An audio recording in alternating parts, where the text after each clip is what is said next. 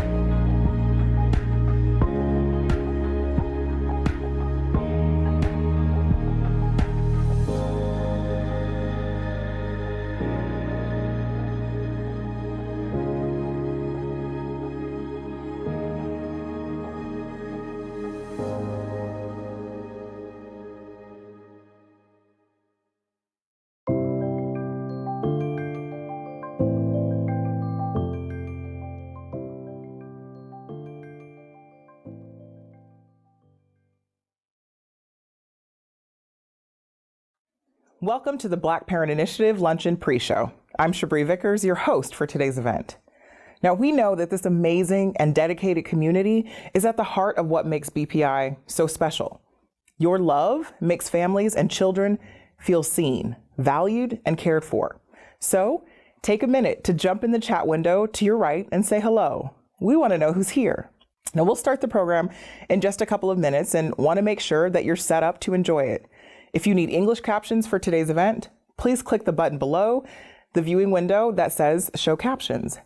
Now, we'll be able to provide direct financial support to BPI throughout today's program.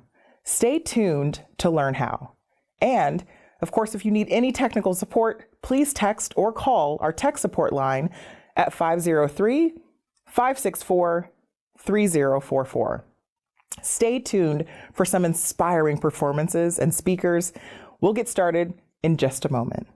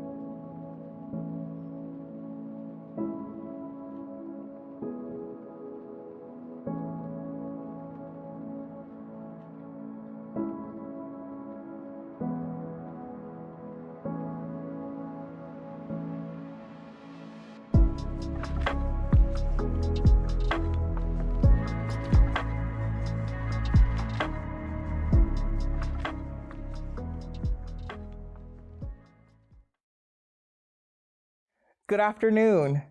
Thank you for joining us for the Black Parent Initiative Luncheon. I'm your host, Shabri Vickers. I'm so honored to be joining you today to say that Black families matter, that Black children matter, and that helping families heal from generations of trauma is critical to our success. This is the beating heart at the center of BPI's work. We want to ensure that our children achieve success. We want to be the healing that brings their bright future and the futures of the generations that will follow them to fruition. Throughout the program today, there will be opportunities to donate to the great work of BPI and its pursuit of equality, justice, and liberation. So use that donate button liberally and give generously today. Now, if you need English captions for today's event, please click the button below this viewing window that says Show Captions.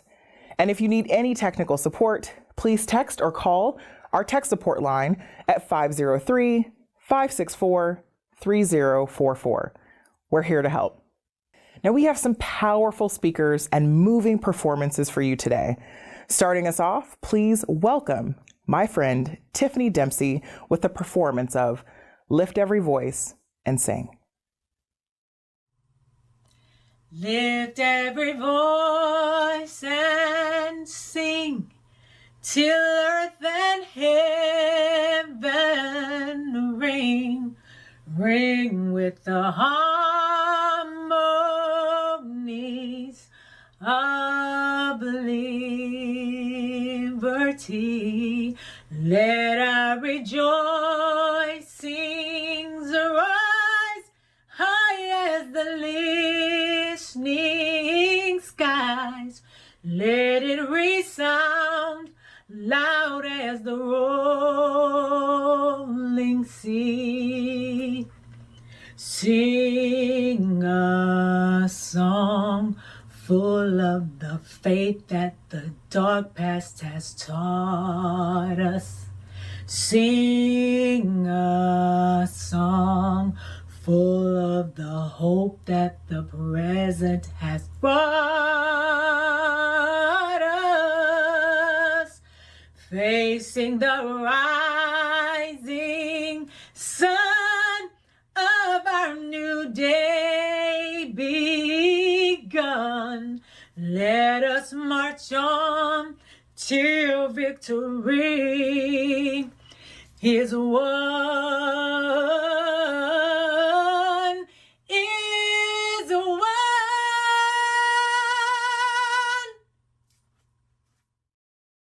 Thank you, Tiffany. That was beautiful, as always. We want to take a moment to acknowledge Indigenous communities in the hope that awareness brings about respect, change, and recovery.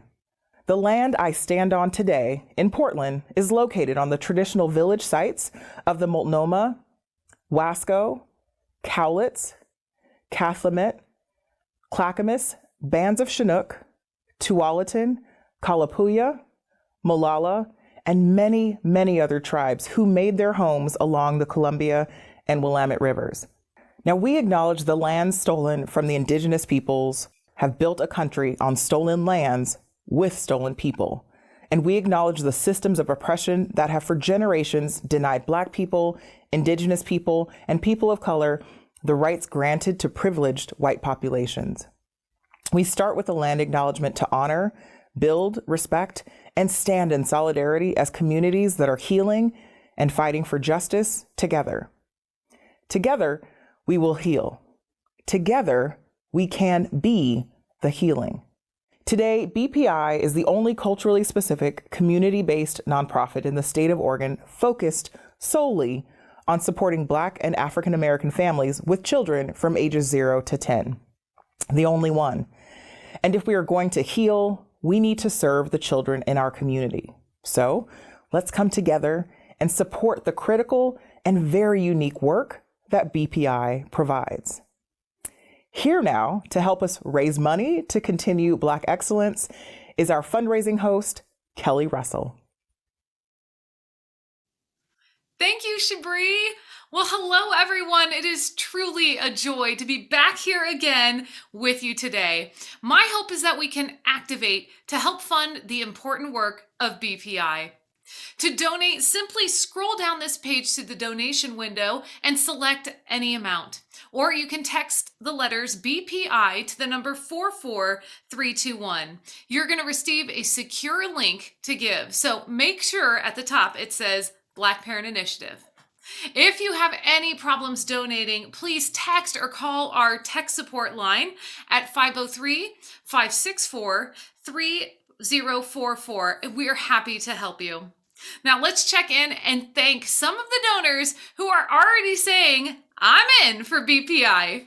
Let's find out who's giving. Kicking us off with an incredible gift today is the Bill and Julie Young Fund of Oregon Community Foundation. Thank you so much. A gift of $3,000. Thank you so very much to Bill and Julie Young. Wow. Janet Range says, you can count on me for $20. Thank you, Janet. Martin Jones says $50. Thank you, Martin, for your $50 gift. Susan Stoll also making a gift of $50. Thank you, Susan, for that incredible gift. We have Rebecca Stavenyard making a gift of $250. Thank you, Rebecca. And Bonnie Blish making a gift of $100. This is incredible. What a great start. We'll come back to recognize more of our amazing donors in just a few minutes, so please keep the giving going strong and help us reach that goal. All right, back to you, Shabri. Thank you so much, Kelly. BPI is an organization full of people I am honored to be in community with. What they do, who they are, and how they lift people up brings joy to the community and inspires my work and my being. Let's take a look at what makes them so special.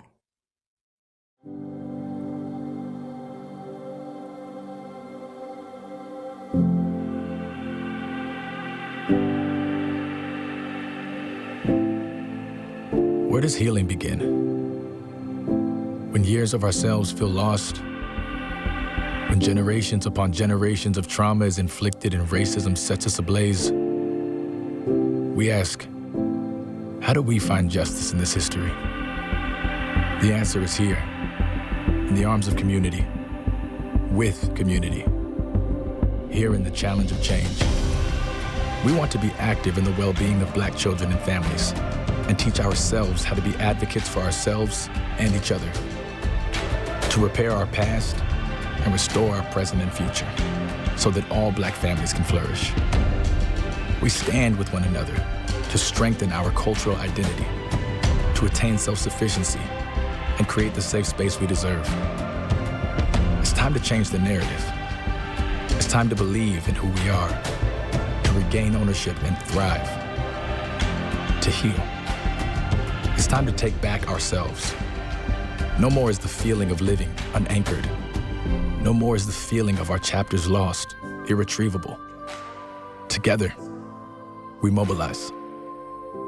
We move to co-create change and identify and eradicate barriers.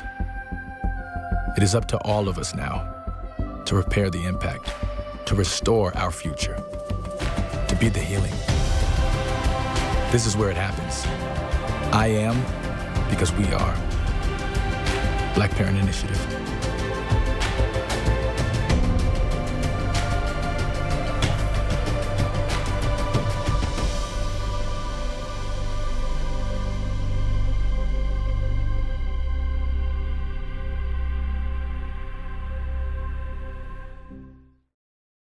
That office is amazing. What a beautiful new home for BPI.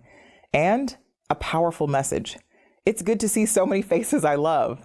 Their inspirational work ripples out to children and families who in turn inspire it in others.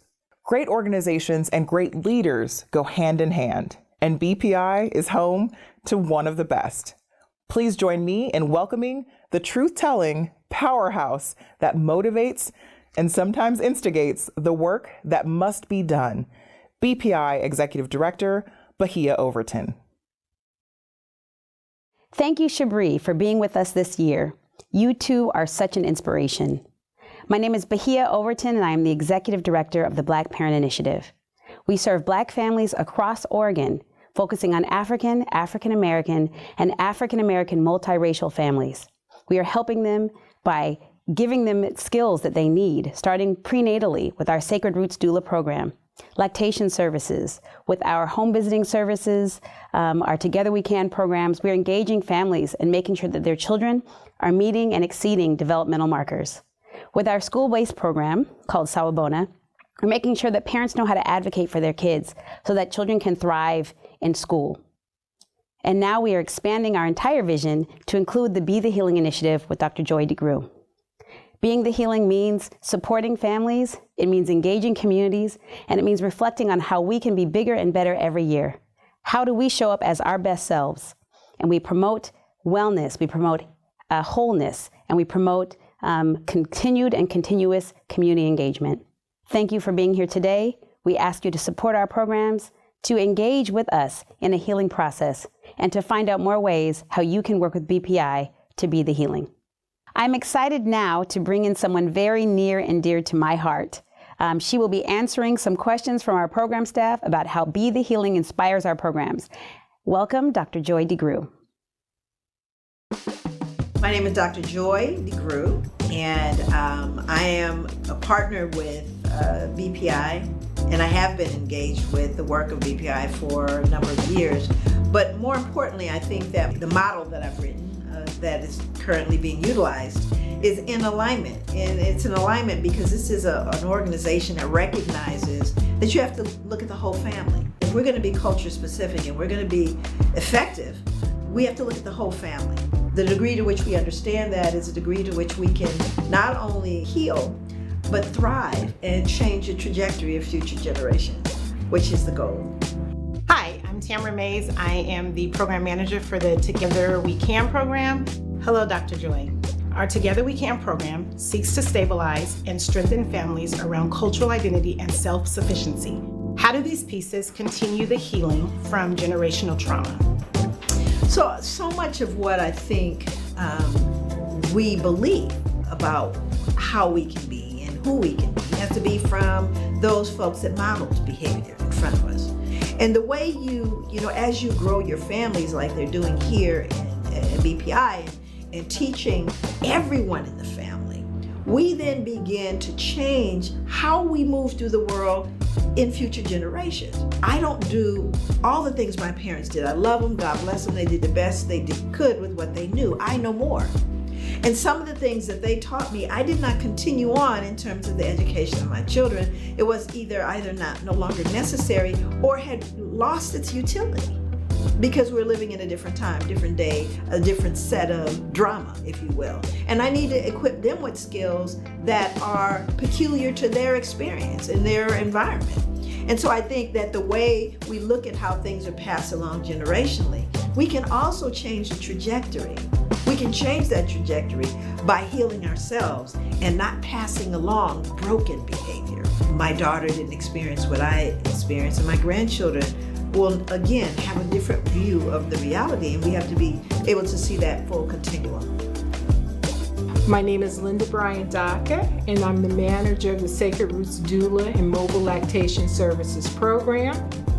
Dr. Joy, our Sacred Roots Doula and Mobile Lactation Services program provides services to Black and multi-ethnic families from the prenatal to labor, birth, and postpartum. How does the doula program tie back to generational healing?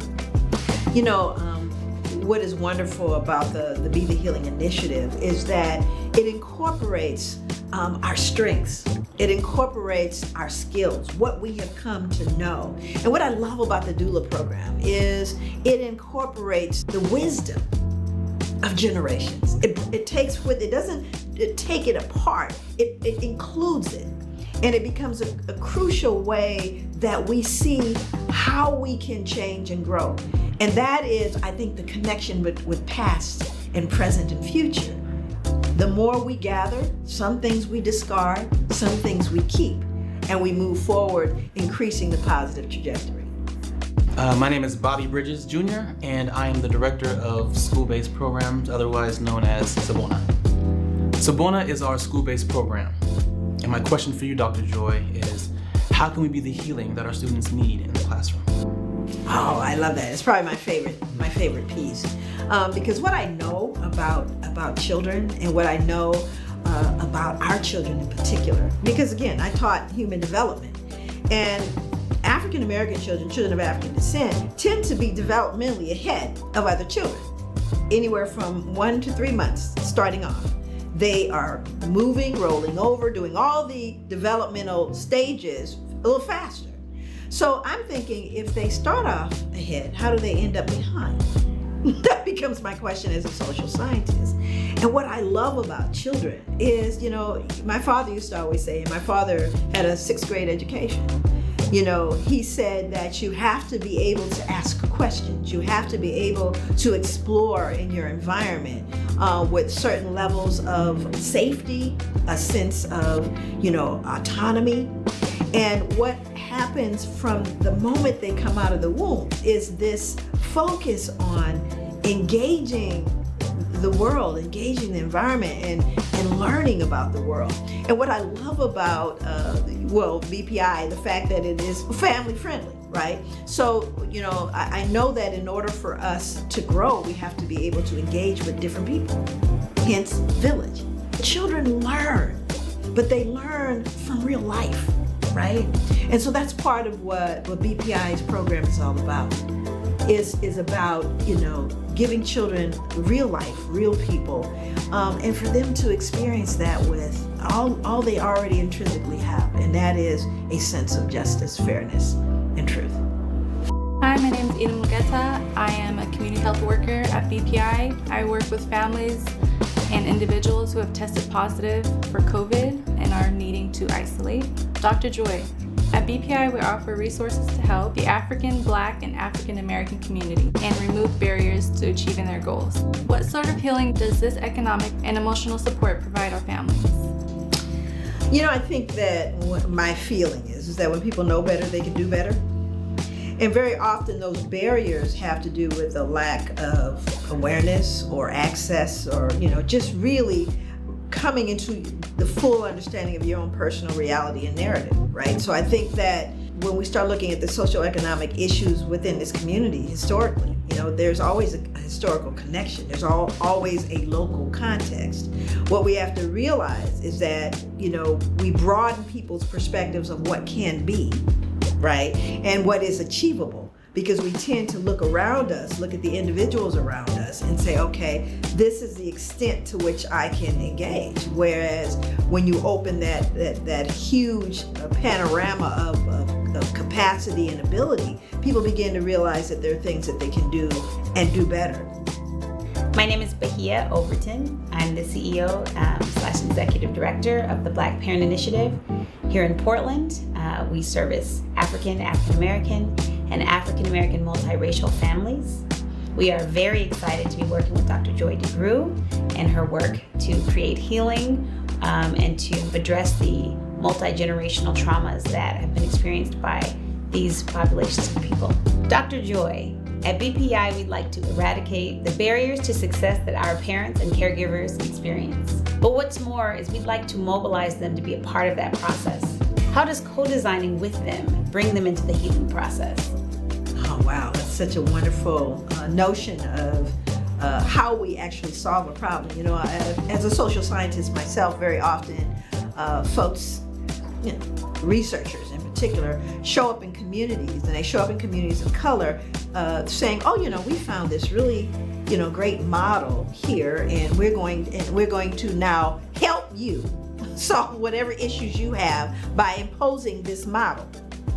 But you've not asked the people what they want or what they need or how they even want it to fold out. And I think that, again, is part of that educational piece. It's part of I see you, right? So it's that African tradition that says, I see you.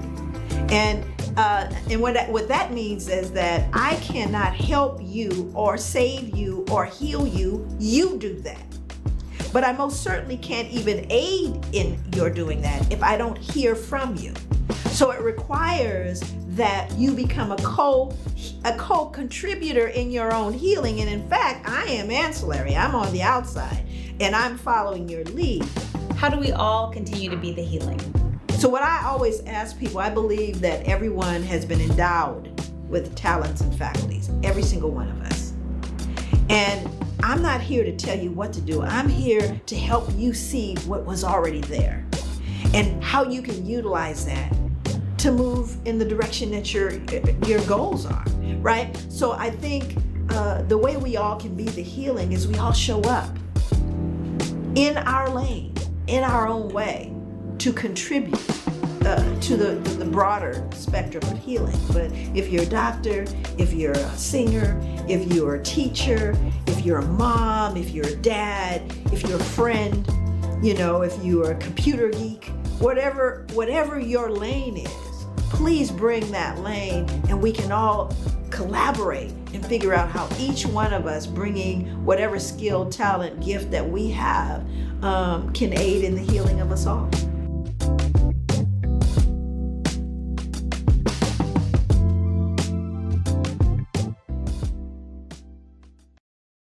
This work is so powerful and healing. Thank you all for being in the work every day. Now let's check back in with Kelly for a moment to look at our fundraising goal. Thanks, Shabri. All right, if you haven't joined the giving already, now is your chance. Just scroll to the donation window below or text BPI to the number 44321. The gifts keep coming in from this supportive community, and I want to thank some folks. Let's find out who.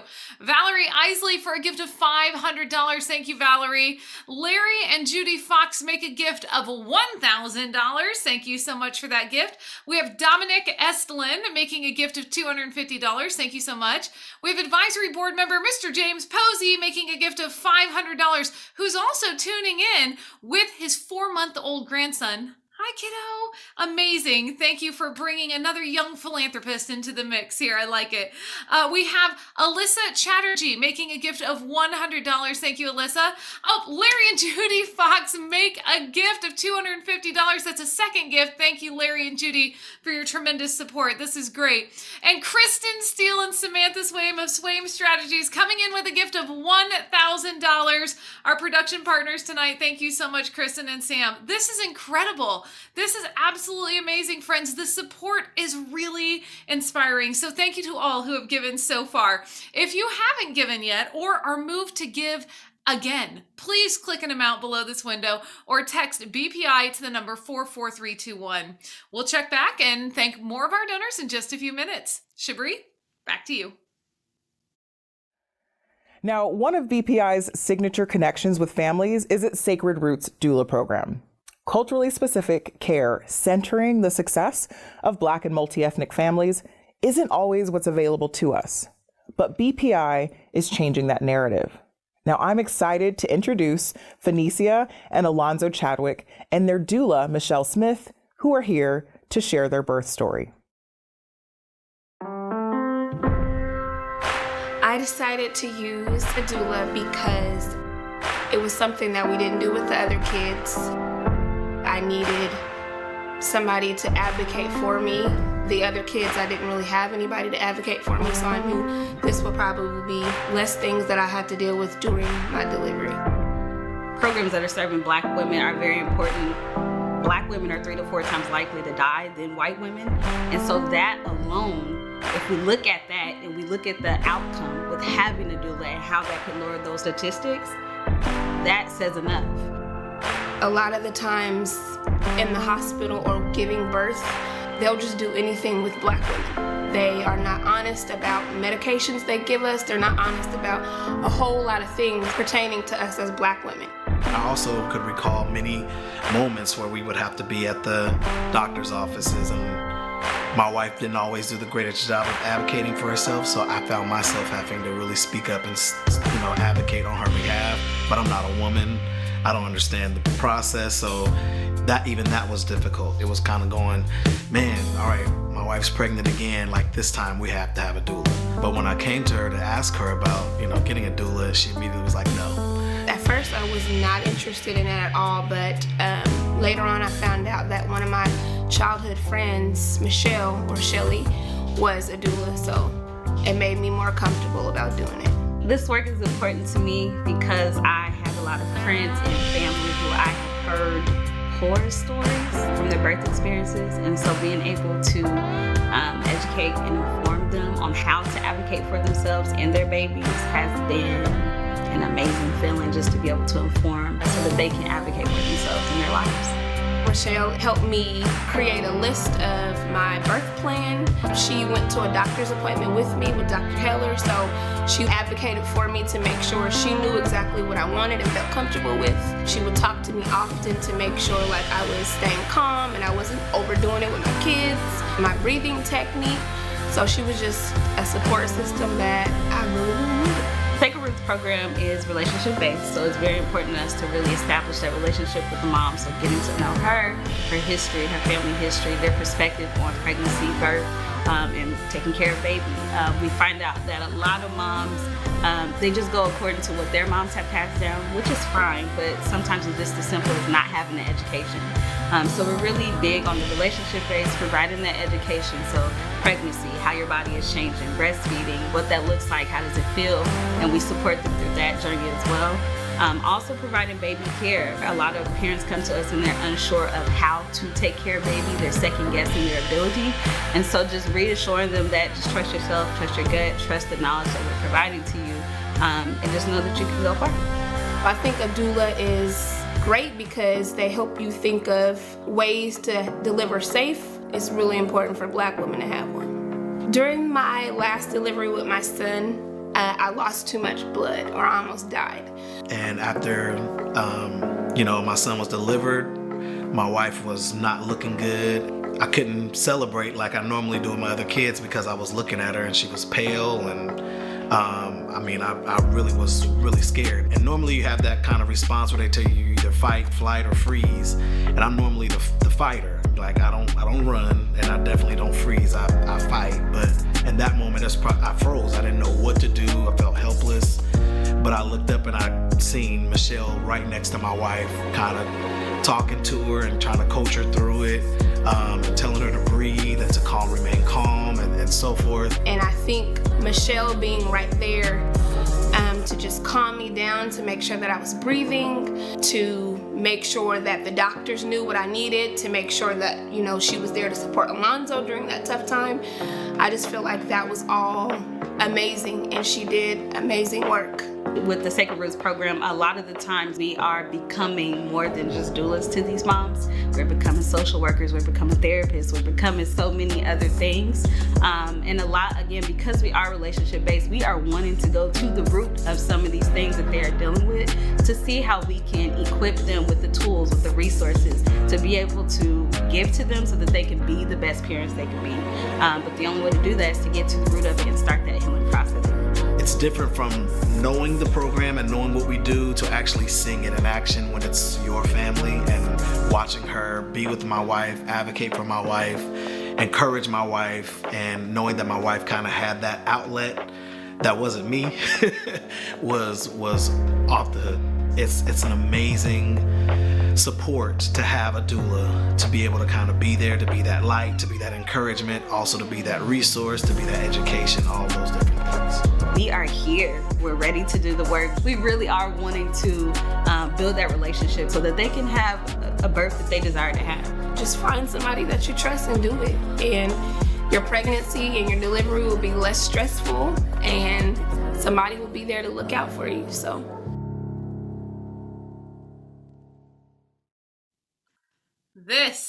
This is exactly what healing can look like. So let's come together right now to ensure shorter labors, fewer complications, and healthier babies with our financial support of BPI. To give, simply click the donation amount below this window or text BPI to the number 44321. And if you have any issue donating today, text or call our tech support folks at 503-564-3044. Now, whether you can make a gift of $1,000 or $100, our collective support will make a tremendous impact on the next generation and the next. Let's say thank you to these amazing donors coming in right now. Oh, friends, this is so exciting. Sky and Jane Leininger making a gift of $2,500. Thank you, Sky and Jane. Oregon ACNM Foundation making a gift of $3,000. Thank you so very much. Our incredible appeal speakers, Alonzo and Phoenicia Chadwick, making a gift of $100. Thank you for your gift. We have Dana Hepler at $50. Shelly Smith at $50. An anonymous $50. We like that. That's amazing. Oh, Dana Hepler gives again at $100. Thank you, Dana. That's lovely. Sarah Stevenson at $500. Thank you, Sarah. Alan Hamilton makes a gift of $25. Thank you, Alan. We have Jasmine Johnson at $20. Thank you so very much, Jasmine, for your gift. Oh my goodness, Dana Hepler for a third time. I like it, Dana. You're very generous. We appreciate you. Dana Shepard makes a gift of $50. Jason Scott at $50. Libby Carter at $50. Patrick Shaw at $50. This is incredible. BPI Community Outreach and Resource Manager Lee Bohannon at $50. Thank you, Lee. And of course, board member Dr. Iris DeGrue-Bell making a gift of $1,000. Thank you so much. This is incredible. Absolutely amazing. Thank you all so much for your generosity. Hey, Shabri, can you tell us who we're going to hear from next? Now, we've spent some time today talking about how BPI supports families, women, and women's health. We now want to take a moment to center the importance of fathers and men in our community. Here to tell us about how BPI is supporting fathers right now, please welcome Freddie Kennedy, Education Impact Coordinator at BPI. I believe that the service that BPI provides to families and to especially the parents, the dad and the mother, I think that's something that we kind of take pride in. And just doing the work alone, for instance, we had a program last summer that we was working with the kids, trying to figure out, if they were interested in any type of filming. And we noticed that, a lot of single dads were coming into the program, just really interested in bringing in their kids. And it kind of raised a light bulb above my head, like, okay, well, maybe this is a service that's actually needed for, single fathers and stuff like that, because we're taught growing up that, we don't have a lot of, if the father's never really in the house, normally, I know when I was growing up, I had a lot of friends who didn't have their fathers in the house. So seeing that kind of made me look at it like, okay, well, there's a need for the service that we're providing. And also there's an area where we can actually help fathers out that are single, saying that are raising kids and they might not even have any type of help at all. And these are the stories that don't really get talked about so much, as opposed to, mothers raising their kids by themselves. So I think, there's an open lane for us to kind of dig our feet in, understand what's going on, and kind of like be a pillar for people who are still providing for their children's, that are fathers. I think that, people should know that BPI is just not here to provide service for people. We're really out here putting our feet in the dirt, trying to get to know who these people are, like these people that we're working with, these families that we're working with. They're not just people that we're working with. We actually care about them. Like I talk to these people, we talk to these people on a daily basis. We know their lives, we understand them. A lot of the kids that we deal with, and parents that we deal with, they have a similar background of what we grew up seeing when we were growing up. So it's kind of that sense of familiarity, I guess I could say. They're familiar with what we do, pretty much. They're very familiar. We're familiar with how they grew up and how they see things. So they're more comfortable talking to us and letting us in, as opposed to us not knowing anything culturally about what they're going through or what they've been through or anything. So I would like people to understand that a little bit more about BPI. When we're there, we tend to actually understand the people that we're providing for, and not just doing it for a service. Like we really want to help. We understand you more than you think we do. Just because we like to build a level of conversation and connection with each person that we talk to. Thank you so much, Freddie. BPI is doing such critical work at such a critical time. To support this work, please scroll down below this window or simply text BPI to the number 44321. Please give now at any size that is meaningful to you. And if you've already given today but are really moved by what BPI is doing to support fathers in the community, please take the opportunity to give again. Y'all, I was so excited during the last segment there that I made a gift of $500. I'm so excited about this. So join me in making a gift as well. We have so many incredible gifts coming in. Matthew Chachbold making a gift of $1,000. Thank you, Matthew. Ania Naomi Warren at $20. Thank you, Ania. We have Carol Indo at $100. Thank you so much. Denise Johnson says, count on me for $50. Thank you.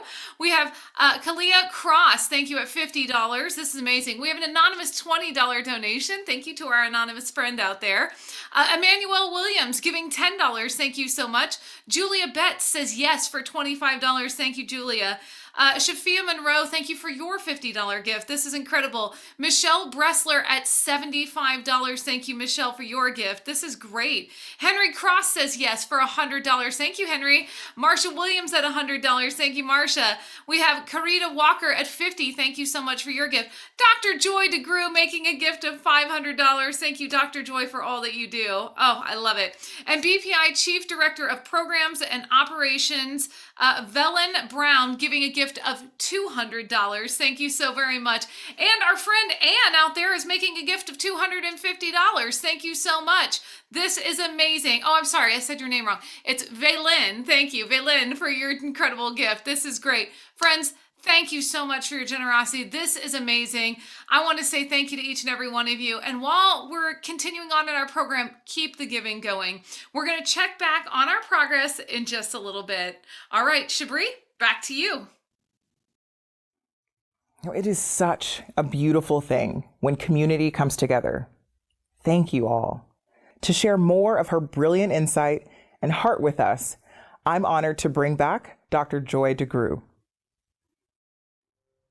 I'm pretty excited about the partnership that I've been able to develop with BPI. This has been a long-standing relationship. I'm particularly excited about the family-centered process that is part of the organization's mission. As a social scientist and a clinician, I understand the importance and the role that collaboration, culture, and really understanding that if we want to help a community, if we want to help any community, we have to look at that family and we have to look at the entire family. You know, so often in my work through the years, even here in Portland, where we've worked with identified individuals, youth who are troubled or struggling or at risk or, you know, that have been adjudicated, or whether or not we're looking at parents and trying to reunite those parents with their children, very often the systems in place look at individuals as though they just I don't know, sprung up from out of nowhere, that they weren't connected with anything. And in fact, you know, when we start looking at what has gone on this past 2 years, it's had a profound impact on all of us.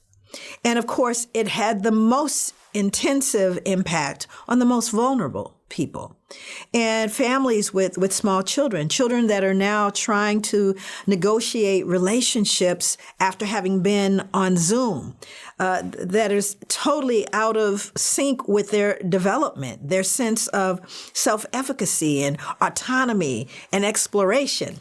So it's never been a time, I think, that we more needed this idea of a family, this idea of healing, this idea of really having continuous growth and making certain that folks have access and that they know that there's a way through where we are to another space. In other words, we're developing a trajectory with families that says we are going to continue to improve no matter what is thrown at us, including COVID.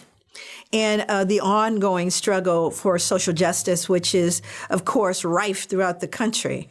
But specifically BPI, specifically the work that they're doing, the hands-on work. I often say to people, even though I've done oh my gosh, a considerable amount of consulting and teaching at universities and middle schools and high schools and elementary schools, what I realize is that this work it's heart work. It's not purely cerebral, which I think is part of the reason that we find ourselves struggling is that we've lost this connection with one another broadly, the broader society, but also even within in communities, within families, that connection. So what we're hoping to do, and what I see BPI doing, is reconnecting, right? And reconnecting in a way that families can sustain themselves, not just for this moment, but in the foreseeable future, to be able to continually sustain themselves through whatever processes. And we all know, there's a storm coming. There's always a storm coming, and we can either prepare for the storm, wait for it to happen, try to clean up after, or we can build human beings in a way to buttress them, to strengthen them in such a way that they can manage and sustain themselves whatever comes their way. And so I always say that people ask me, "How are you doing? How's the family?" And I'll tell them they're struggling well, because struggle you will. And I think that the people, the actual staff, speaks volumes about the organization. People who are committed, people who understand the importance of connecting with a mother. Understanding that, as a child growing up, and I'm clearly from another age. I'm from a different cohort. So I'm 64 years old. I just kind of remember growing up with this whole idea that, we got to be really calm around pregnant women. We really need to, make certain that we don't upset this expectant mother, this expectant family. We don't want to disturb them because it'll affect the baby, right? And for years, indigenous folks have said this, Latinx folks have said it, people of African descent, people of color in general. And yet, the science was saying, well, that's old wives' tale. It is not.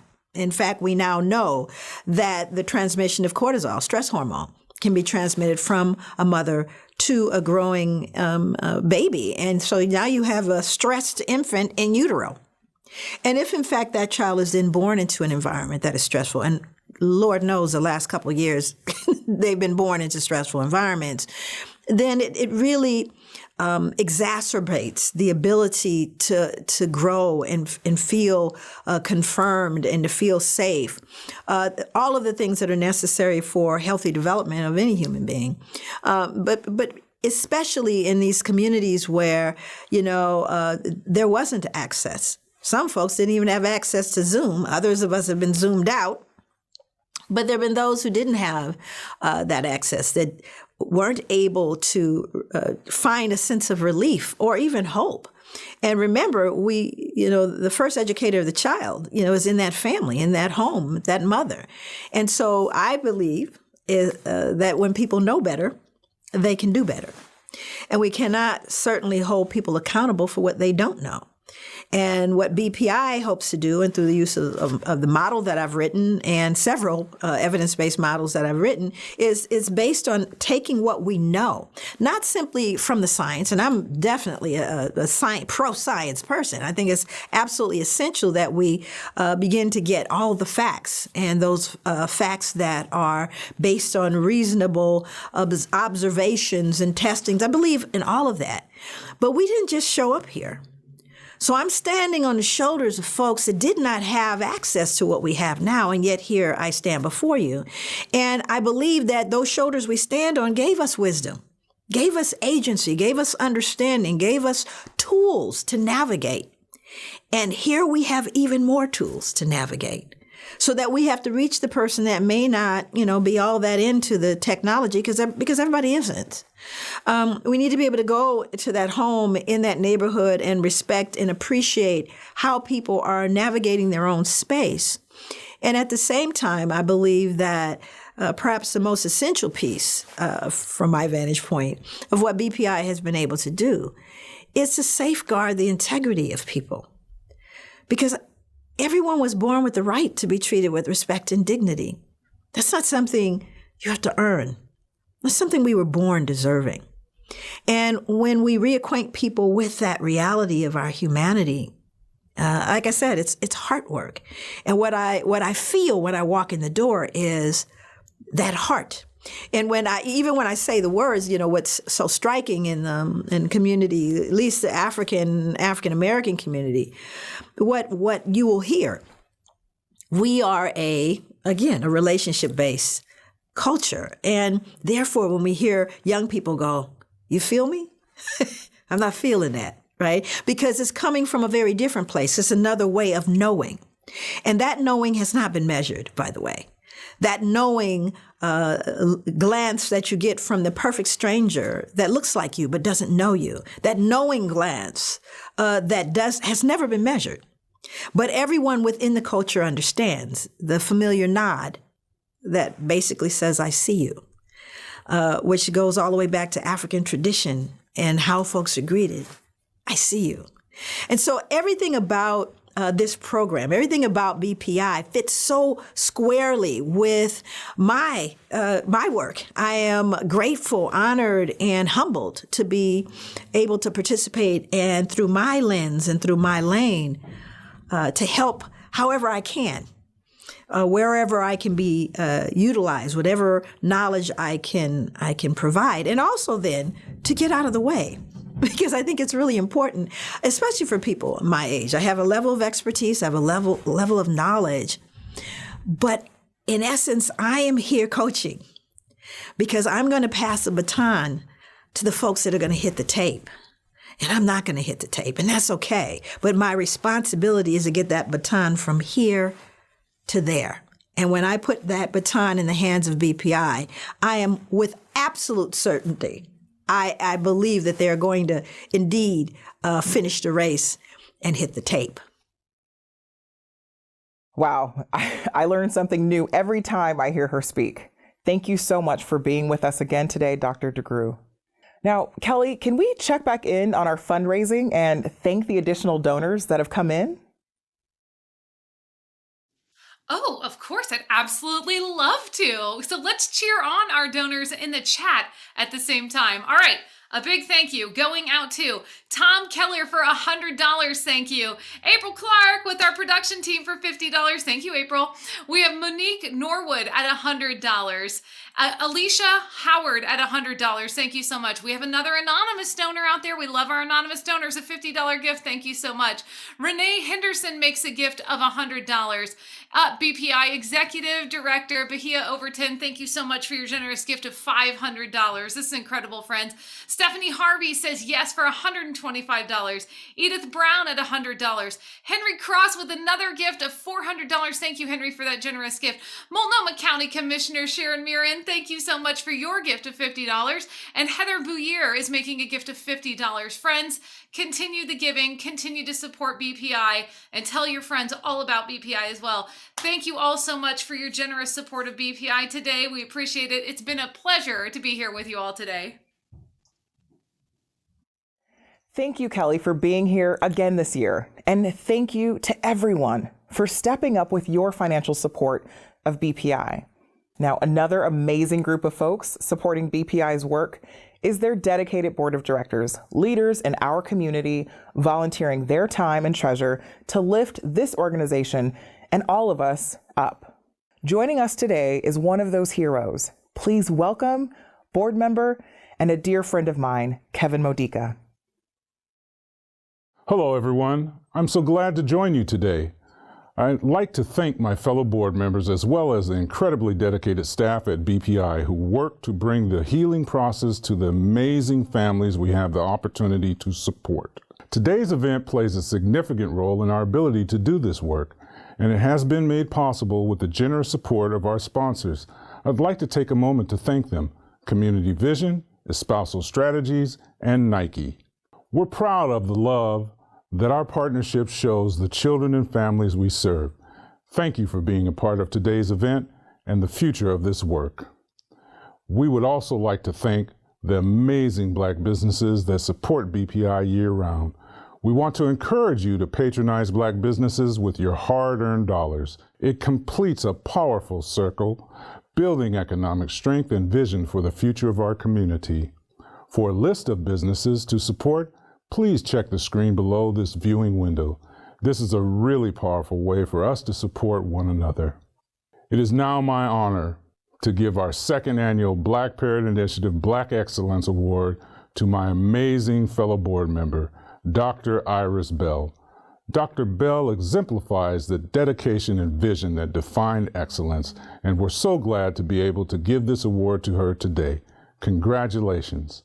In closing, I'd also like to thank each and every one of you who have tuned in today. We feel your love, we feel your joy. It fuels us in so many ways. Thank you. Thanks, Kevin, for your dedication and leadership on the board. Now, today has been such an incredible show of community from sponsors, donors, and supporters like you. You make so much of the work of BPI possible. Thank you. I'd also like to thank our production partners that made this virtual event possible. The recording of this event will be right here for all to view. So go ahead, please share this link with your friends and family so that we can continue supporting Black Parent Initiative. Thank you again for tuning in and for being a part of our community. Together, we can continue to find joy, strength, and so much hope. To close us out today, with some joy, we join Bahia and some friends playing Culture Tags, a Black-owned and created card game where folks try to guess what all these acronyms and hashtags are all about. Enjoy, it's going to be fun, and have a wonderful day. Okay, everybody, now it's time now it's time for us to play a game of Culture Tags.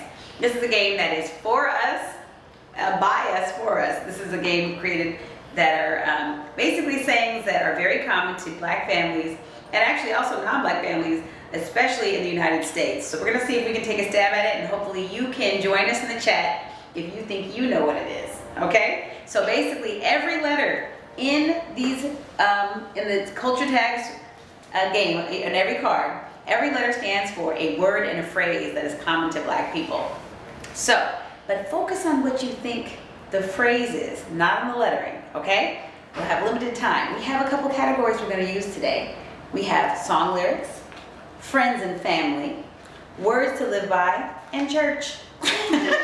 So we shall see. We shall see how we do today. Now, as we know, Black people are not a monolith, right? We don't all have the same thing, but there are some things that are pretty common no matter where you live, no matter where you're from. If you're Black, you know, if anybody in your family ever called themselves a Negro,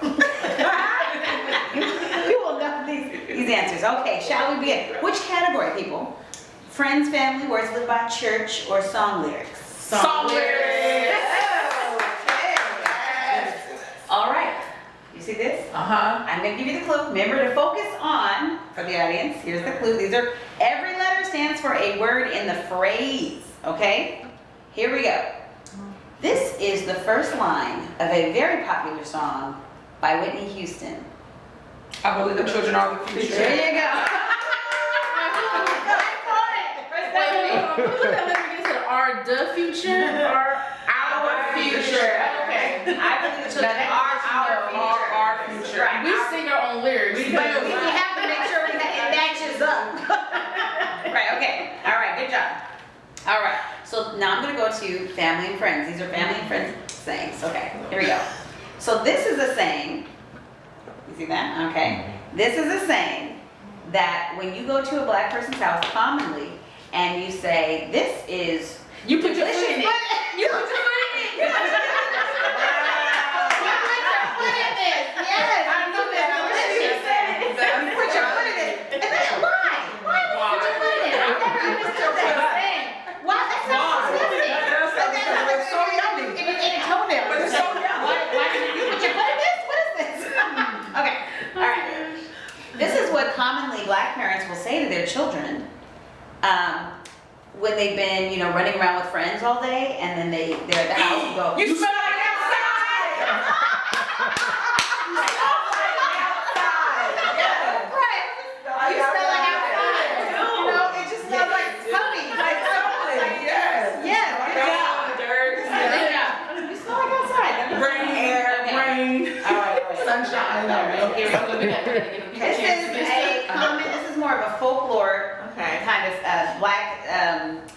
superstition kind of a situation, where this is when you believe that because of this vision that came to you while you were resting, that someone is pregnant. I had a dream about fish.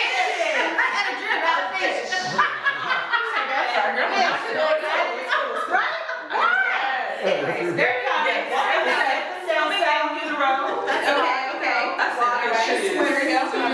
All right, so this is a the first one I got though. So here's a words to live by. Words to live by. This is what an elder might have said to you. Okay. So when you're trying to figure out, you say, you know what?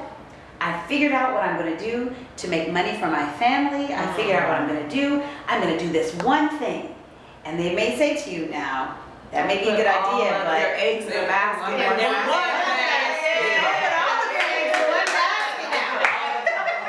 Make sure you diversify your portfolio.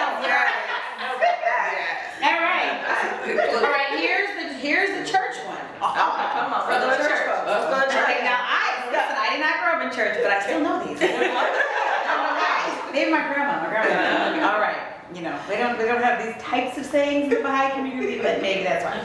All right, here we go. So this is when, let's say that this could be said in two different contexts. You could be telling a child this in order to encourage them to be honest, or you could be affirming. Tell the truth and shame the devil.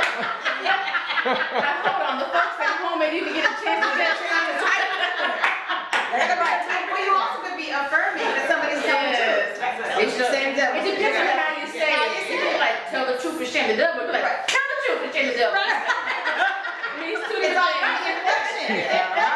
Exactly. All right. Okay. All right. Let's do another word. The words to live by.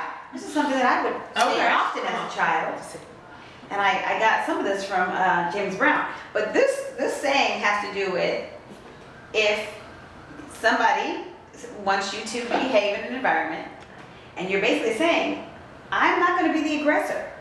As long as there's, a problem, I won't be the aggressor. So this is what you're telling somebody. They say, are you going to be able to be in the same room with this person you've had issues with? Okay, we gotta get folks at home. Okay, folks at home, what do you think?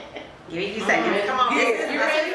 If you're trying to say, I'm not going to be the aggressor I can't hold it in a situation, okay? Y'all ready? Go. Don't start no more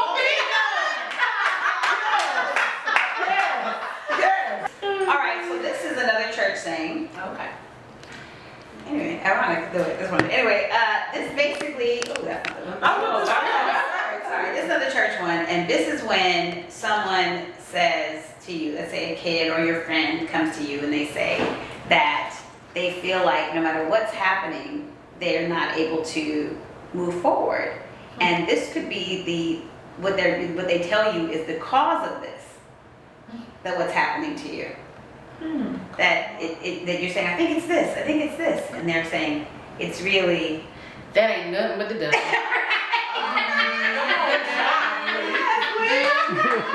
Right. Okay, good job. All right. Now this is an unfortunate one. We talk a lot about there are things that we are trying to promote healing in our community and self-love and appreciation. But this is something that someone might say if you are affirming that their hair texture is very silky and satiny. Now it may be just, I'm not saying it's not their natural hair texture, but when somebody comments on it, sometimes this is their response. And it's a little bit rooted in some popular folklore about how we are made up genetically. I'm gonna listen to those things. I got it, I think. Go ahead, girl. I got it in my family. I got it in my family.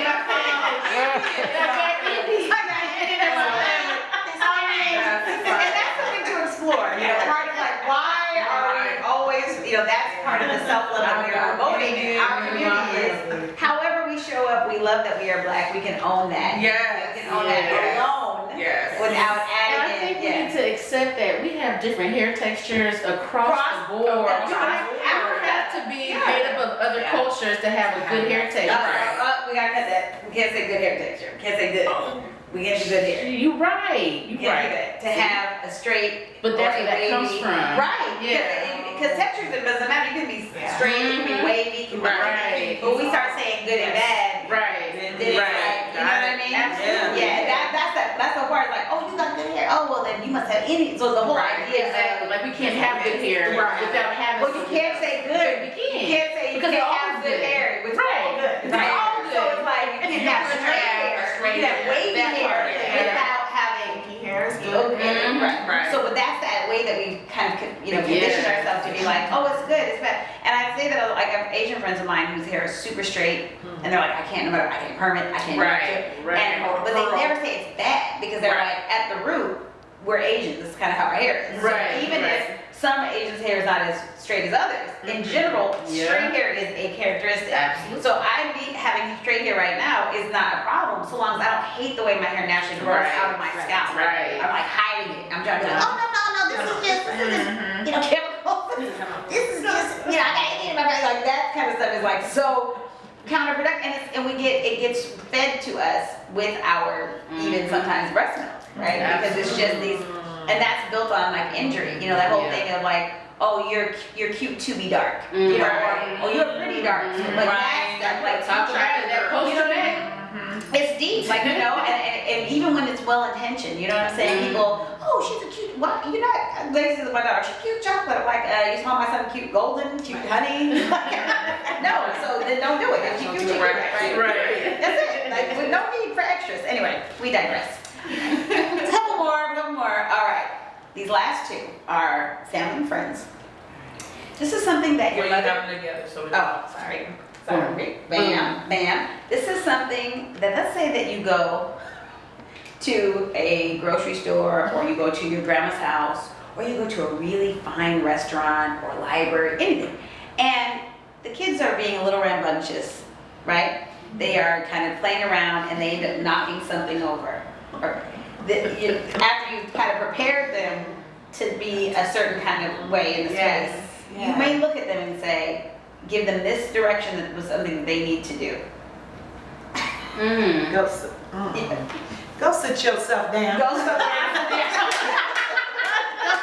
sit down. Go somewhere and sit down. Because the whole idea of, I just told you. So now you can go somewhere and sit down, right? Because you just thought that A was another word.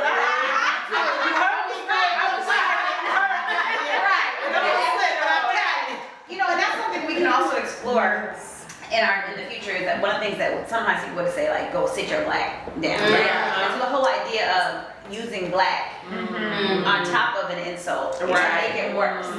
Which is really like, you hurt us with us. Right. That's weird. Like, how can you hurt me with me? Like, that's just who I am. Like, I don't be like, you black, lie black. Like, I feel like if that goes to no other. Right. But why would you, so why is it worse if I go sit down or sit your black down? But like, why does it hurt you a little bit more? Like, that's something that so even thinking about the nature of those injuries, the nature of, you know what I'm saying, or using some of those old colloquialisms really, really painful and thinking, it's just thought provoking. We think about some of these things, I'm like, All right, so this is a last one we have, and it's words to live by. All right, words to live by. I already know what that is. And this one is when you come over and you're talking to somebody, and you've made your own kind of initial assessment of someone. And so this is what your mom or your grandmother or teacher might tell you. Got it. Just think of the phrase. Don't think of the phrase. Don't think of the letter. Don't say it together. Yeah. Y'all ready? 1, 2, 3. Don't judge a book by its cover. Exactly. Good job, guys. Good job. Hopefully everybody at home got it too, right? I hope you got it at home. Hope you had fun. You should purchase this game online. It's called Culture Tags. It's something special that is for us, and it's fun with the generations. They have Black Twitter as a category on here. They got movie and TV. My kids got all the Black Twitter ones. I don't know. But it's a really fun game to play with multiple generations. This is the one that I told you Miss Linda got. One of our elders got the Gotham Girls. So it's a great game. I hope you have fun playing with us.